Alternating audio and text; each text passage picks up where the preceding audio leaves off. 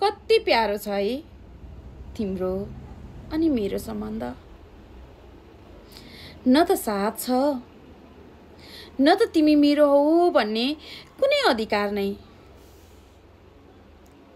तर पनि तिम्रो एक झलकले मुस्कुराउँछन् ओठहरू। तिम्रो स्पर्शको लागि तडपिन्छन् मनहरू अनि तिम्रै कल्पनामा हराउँछन् मस्तिष्कहरू।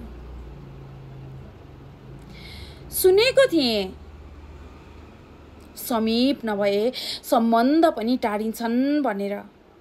सुनेको थिएँ समीप नभए सम्बन्ध पनि टाढिन्छन् भनेर। तर मिथ्या लागे यी सबै बनाए मलाई आज।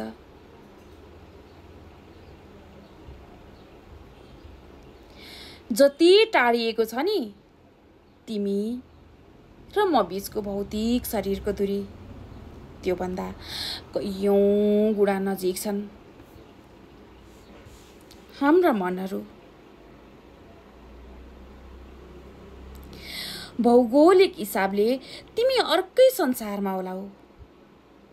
भौगोलिक हिसाबले तिमी अर्कै संसारमा होलाउ। तर मेरो आँखामा लागेको पर्दामा तिमी नै मेरो संसार बनेको छौ। सुन थोरै शङ्का होस्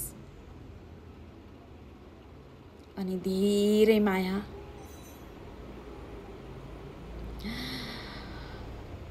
थोरै सन्देह होस् अथाह विश्वास।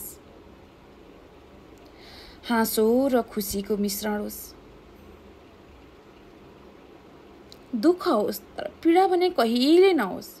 अनि तिमी वा म कोही अरूसँग बोल्दा थोरै डाँड पनि चलोस्। तिमी वा म कोही अरूसँग बोल्दा थोरै डाँड पनि चलोस्। झगडा होस् तर वैमनस्यतामा कहिले नबदलियोस्। कुरा त्यो होइन नि तिमीले मलाई कति माया गर्छौ अनि कति चाहन्छौ भन्ने। कुरा त्यो होइन नि तिमीले मलाई कति माया गर्छौ अनि कति चाहन्छौ भन्ने। बस यो सम्बन्धको सुरुवात मैले किन गरेँ भन्ने पछुतो भने कहिल्यै नहोस्।